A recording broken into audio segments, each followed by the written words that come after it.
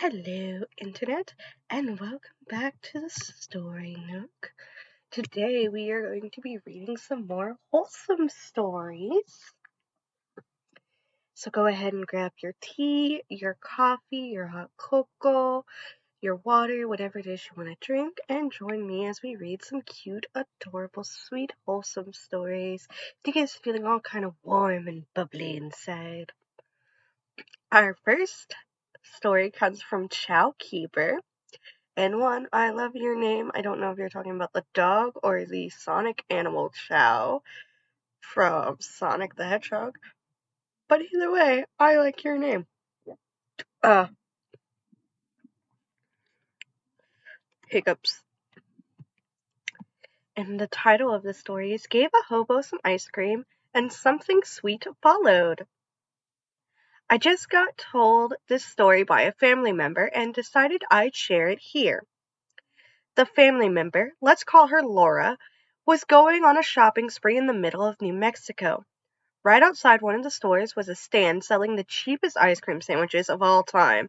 A box of 15 was worth $7, which is crazy cheap for the $4 price of one at this supermarket I went to a few days ago. Laura and her friend decided to stop by the stand once they were done with shopping so the ice cream would not melt. Once the family got a box of ice cream sandwiches, Laura realized they could not eat all of them. In no way were those sandwiches going to last the arid heat of New Mexico in the afternoon. And so Laura decided they would give the rest away to someone nearby. The guy, I'll call him Homeless Guy or HG, was young, but looked in very rough shape. With ripped clothes, dirty features, etc., he was holding a sign that asked for food, and I'm sure he was very surprised when Laura approached him. Laura, hi, would you like to have these? Homeless Guy. Really? Thanks a lot. Laura handed Homeless Guy an entire box. Homeless Guy looked at her like she was crazy. Homeless Guy, you're giving me all of these? Laura, yes, you can have them. Homeless Guy said a couple of earnest thank yous before making his way out of the parking lot into a shaded area. And here's the sweet part. Under that shaded area was a small group of people, just as rugged and tired as Homeless Guy. Homeless Guy brought the box over to them, opened it, and the group all began to eat the ice cream sandwiches. Laura decided to share with Homeless Guy, and Homeless Guy decided to share as well. I hope that's enough proof how beautiful a little bit of sharing can be. And that is adorably sweet and precious, just like all the sweetness, which is just something nice that I feel like we all need. And it's just absolutely the sweetest thing ever. And our next story is by Snow_Mans__. My special day. I woke up late. Well, at least from what I know. Anyway, I recall waking up stoned, a huge headache, but I couldn't risk missing school. After getting up and becoming ready to catch the bus, practically wholly forgetting my string, my best friend was on the bus. She's so much prettier than me, despite her being in 7th grade and me in 8th. I wonder why someone like her would take an interest in someone like me. Pissed off because of my headache, I kept quiet. I don't have the slightest clue. Something about my friend's group. I can't recall everything about my first 3 class periods. Though I recall the 4th period, I had gotten over my headache. I guess I was off it because the weed pin I hit. During class, I was petting Timmy and talking to friends.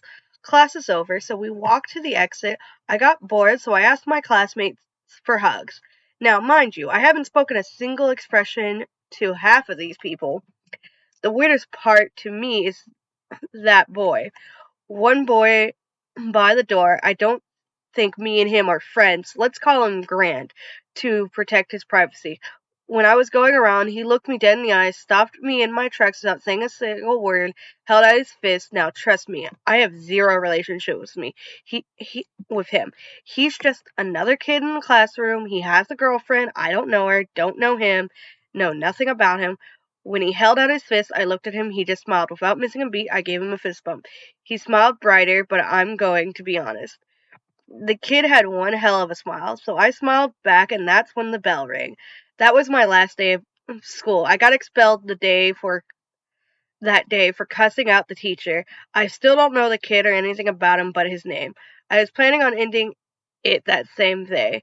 So, thank you. My special day. And I think that's nice. I think like the fact that you were planning on ending it and just someone who you don't really know very well just comes and gives you a smile and does something kind of like nice like that, and that's what kind of like changes your mind about leaving, because whether like you realize it or not, those feelings, they do come and go, but there's always going to be someone in this world who loves you and cares about you and who will miss you greatly, even if like you don't think there is.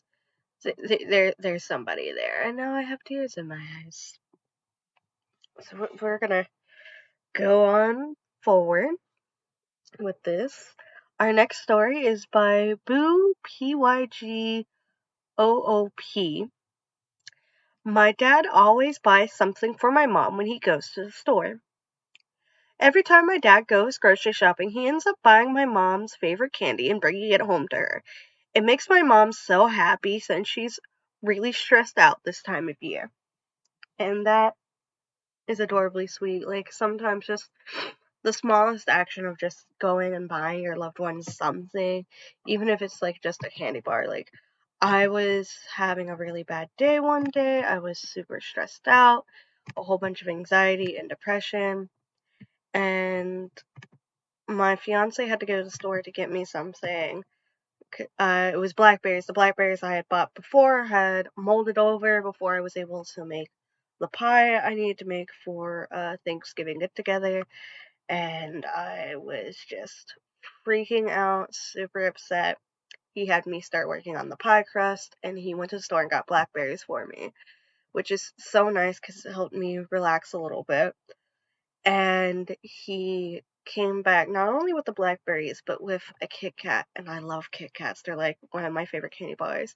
But this is one of my favorite Kit Kats, and it's the dark chocolate mint Kit Kat, which is so nice to find and so nice to have. I love those. I love mint. I love citrus flavors. So if you can find those in Kit Kat forms, those are my jam. And he brought that, and that made me so happy. And then him and his friend came over a little while after he got back, and they played Smash and had like fun talking while I was in the kitchen cooking, which was just nice because like you're over there, you're happy, you're in a good mood, and that helps me be in a good mood. And that's just something really nice. And we're gonna move on to our last story for this episode, which is posted by the Eighth Loser, and it's called Millennium Falcon was stolen years ago, but my building manager somehow found me one and gave it to me. Which this title sounds really interesting. Just to give you some background, my older brothers got the original Millennium Falcon toy from when the movie came out when they were kids. Now, my older brother, who has schizophrenia, caught me playing with his Millennium Falcon in the basement. He asked me if I liked it and said that I could have it. The toy means so much to me, not only because we had so much fun playing with it, and because my brother gave it to me before he totally went off the deep end and became severely schizophrenic. Fast forward a few years, and I had this high school boyfriend who liked to collect Star Wars things. Didn't like the fact that I had the original Millennium Falcon toy, even though it was well played with, well loved by me and all my siblings. The thing was worn out, it wasn't even worth a penny. He couldn't stand the fact that I had the original Star Wars toy, so he stole it. I should have been watching him, but he was storing some arcade games in our basement, and he placed our Millennium Falcon inside one of the old arcade games and just walked out of my house with it. Needless to say, my older brother and my family were very upset about losing that really cool toy when I came home from work the other day. There is a big Millennium Falcon sitting in front of my door. I'm pretty sure my building manager left that for me. I have no idea where he could have gotten something like that, but it was a really fucking cool thing to do. Edit. Now I need some Star Wars guys so that they can fit into the control and battle stations for my Millennium Falcon, which I think is super adorable and sweet, especially since like I'm not sure when this boyfriend stole it, I'm presuming in high school, so it's probably before you get a job, but I also feel like he might have stolen it rather recently for your building manager to know about it, or at least within like a couple of months. I'm not sure, but damn. And one comment, I love it. It says, one, fuck that guy. Two, I'm jealous. I'm not the biggest Star Wars fan, but that and the Death Star Lego sets are super cool. Three, I hope your brother is doing okay. It's always sad to hear when someone's mental illness takes a turn for the worse, which is true. I hope he is doing okay, because mental illness is a very difficult thing to deal with. And four, I don't know how traditional you want your Lego figures to be, but I think it'd be pretty funny to see a mechanic slash maintenance guy taking the Millennium Falcon out on a joyride, which I think is also hilarious. Another person said, "Get away from that boyfriend," and the OP responded, "Oh, I did years ago." So yeah, they must have stole it years ago, and the building manager has probably heard about this story because, like, honestly, it's something very important to you that was just stolen, and they're just like just doing something nice and sweet, and I think that's absolutely precious. Like, I had this little they're called kitty kittens. I had one as a child. I had it up until I was 16, and I had this thing even on and off when we were homeless. And I came home one day and it was gone, and I was super upset because that was the one toy I'd always kept with me. And I came home when I was 16. I had this toy since I was an itty bitty baby, and it was gone. It was very upsetting and very hurtful. And so, as an adult with adult money and a job, I bought me a new one. It wasn't as well loved as the one I had as a kid, but it was still something. But we're gonna leave this uh, episode here. Have a great day. I hope you all enjoyed this episode of the Story Nook, enjoyed all these adorable, precious, wholesome stories. And these are scheduled to go up around February, and I'm going to try to do at least an episode every day of February. I'm not sure, don't hold me to that, but I'm going to try. And I'm going to specifically try to focus on all the adorable, sweet, wholesome stories. So, have a great day. Stay healthy, stay safe, and bye bye.